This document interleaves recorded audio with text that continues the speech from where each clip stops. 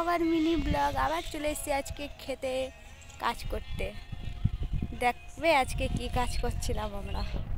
দেখো ওখানে বাবা আলু খেতে হুল ছেড়েছে, এখানে বুনু আছে।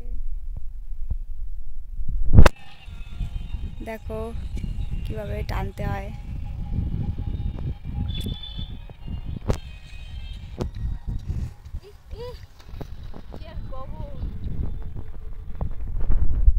এটা আমাদের ক্ষেত।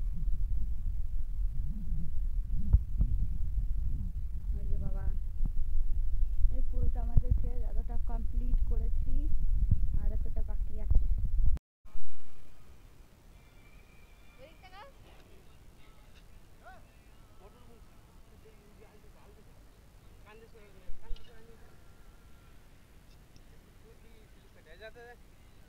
এটা হচ্ছে আমার বহিন মারুতি আমাকে লাগিয়ে দিতে চাইছে।